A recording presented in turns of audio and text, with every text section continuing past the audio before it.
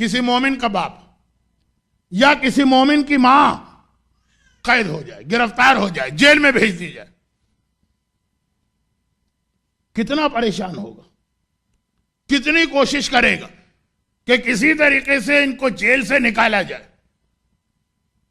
بڑے سے بڑا لائر کرنا پڑے، بہت زیادہ مہنگی فیس دے گا اس وقت.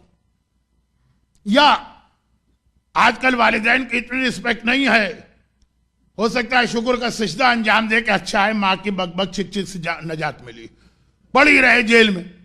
تو یہ ایسا ہی ہوگا جو اپنی بیوی سے بہت محبت کرتا. بیوی سے محبت کرنے والے ہی ماں کو جو ہے ڈیگریڈ کرتے. تو چلے اس کی بیوی اگر جیل میں گرفتار ہو جائے، اور کسی سے تو آدمی محبت کرتا ہے، جس سے محبت کرتے وہ جیل چلا جائے، اور معلوم ہوا کہ قید کے عالم میں ہے، اور قید بھی ایسی کہ قید میں اس پہ ٹارچر کیا جا رہا.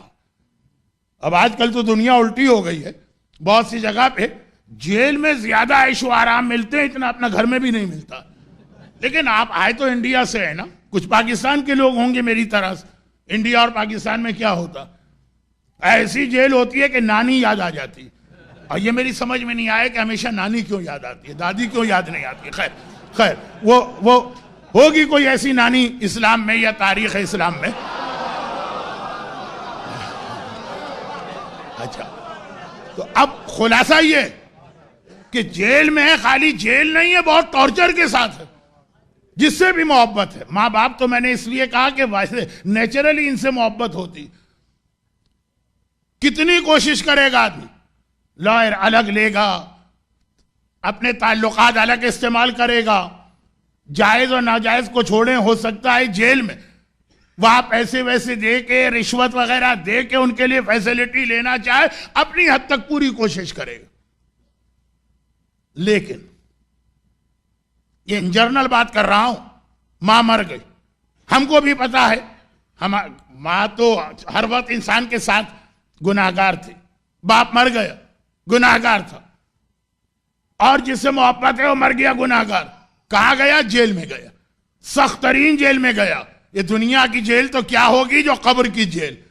اور اگر عذاب آ رہا ہے تو سخت ترین عذاب آ رہا ہوگا. دنیا میں کیا ٹارچر ہوتا ہے جو قبر کے اندر عذاب دیا جاتا ہے گناہگار کو. کوئی فکر ہے؟ کوئی پریشانی ہے؟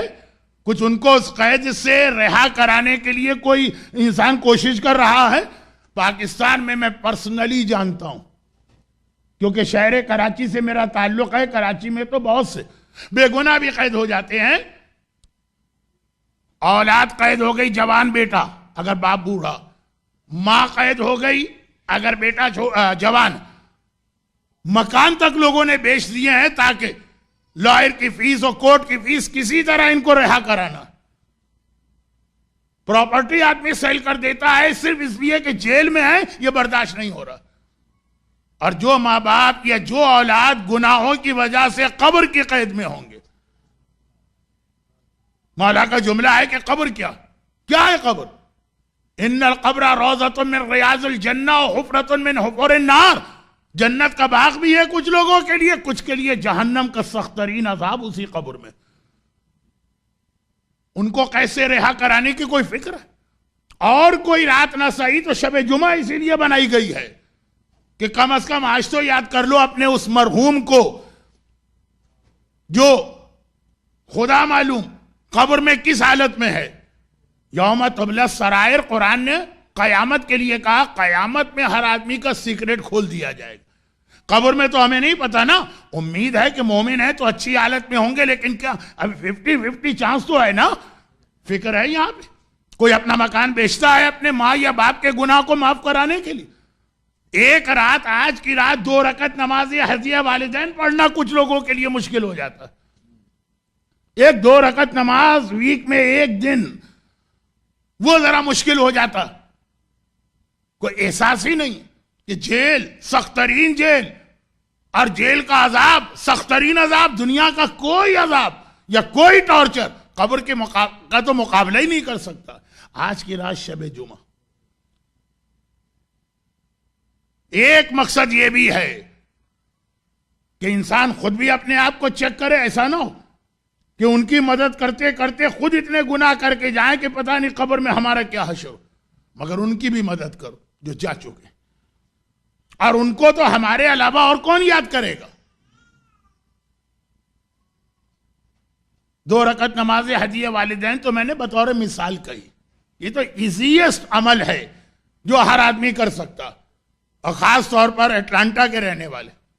کہ بھئی اٹلانٹا میں کیا ایسی خاص بات ہے، یہاں لوگ بہت والدین کے نافرمان ہیں؟ نہیں، یہ مسئلہ نہیں، میں نے سنا ہے، بلکہ پورے ویسٹ کی یہ حالت ہے. ڈرائیو کر کے لوگ آتے ہیں، کوئی 40 منٹ کی ڈرائیو، کوئی 30 منٹ کی ڈرائیو، کوئی 20 منٹ کی ڈرائیو، نیئرسٹ پہ غالباً 10 منٹ کی ڈرائیو تو ہوگی. تو نماز ہدیہ والدین تو کار چلاتے ہوئے بھی آدمی چلتی ہوئے حالت میں یہ نماز پڑھ سکتا ہے، ٹائم بھی الگ سے نہیں دینا. وہ تو آپ کو مسئلے معلوم ہے، علماء کرام آپ کی رہنمائی کرتے ہیں کہ سنت نماز چلتے پھرتے بھی پڑھی جا سکتی ہے. ہاں وضو کرنا ہے اور قبلے سے نہیں، قبلہ نہیں، اور باتیں نہیں کرنا. لیکن اتنی فیسلٹی کے باوجود اب یہ خالی نماز ہدیہ والدین موضوع نہیں ہے. آج کا موضوع ہے کہ والدین، اور والدین اس لیے میں نے کہا کہ اکثر والدین کا انتقال پہلے ہوتا ہے پھر اولاد. ہو سکتا ہے کسی کا یہی کیس، وہ خود بوڑھا ہو، اس کے جوان دنیا سے جا چکے ہوں، بھائی بہنیں، چچا، خالہ، پھوپھی، یہ سارے کے سارے، اور اولاد. فکر کہ وہ جیل میں ہیں مرنے کے بعد، یعنی 50-50 چانس. کوئی مدد کرو ان کی. اور جن کے گناہ ہماری آنکھوں کے سامنے، ہمیں پتا ہے کہ ہماری ماں نماز فجر نہیں پڑھتی تھی. دنیا کے سامنے کہنا بھی حرام ہے، لیکن خود تو جانتے ہیں نا کہ اس کی سزا برداشت کر رہی. تو آج کی رات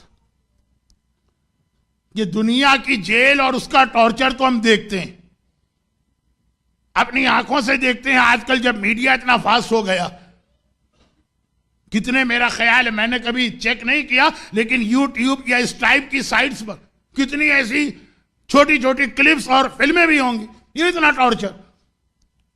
قبر کا عذاب آپ نے نہیں دیکھا، لیکن اس نے دیکھا ہے کہ جس کی ہر بات پہ ہم آنکھیں بند کر کے یقین کرتے ہیں. ہماری آنکھ کسی عذاب کو دیکھے یہ چھوٹا، اور اللہ کا رسول اگر کہہ دے، امام معصوم اگر کہہ دے کہ بے نمازی کو یہ عذاب مل رہا ہے، غیبت کرنے والے کو یہ عذاب مل رہا ہے، گانا سننے والے کو یہ عذاب مل رہا ہے، شراب پینے والے کو یہ عذاب مل رہا ہے، اپنی آنکھ والے عذاب کے مقابلے میں یہ عذاب بڑا ہے، کیونکہ اس نے کہا ہے جو کبھی غلط نہیں کہہ سکتا. یہ یقین ہونا چاہیے. یہ ہے ولایت، یہ ہے رسالت، یہ ہے امامت. اور وہ کہہ رہے ہیں. مگر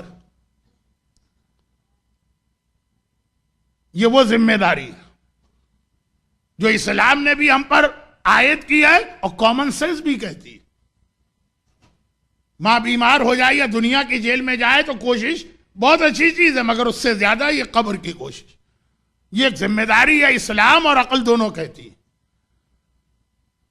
بلکہ بعض لوگوں کے والدین تو شاید اپنی اولاد سے یہ وعدہ بھی لیتے ہیں کہ بیٹا ہمارے بعد یہ خیال بھی کر دینا، اور نہیں لیتے تو لینا چاہیے.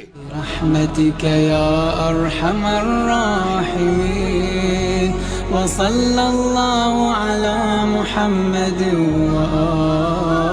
آلہ الطاہرین.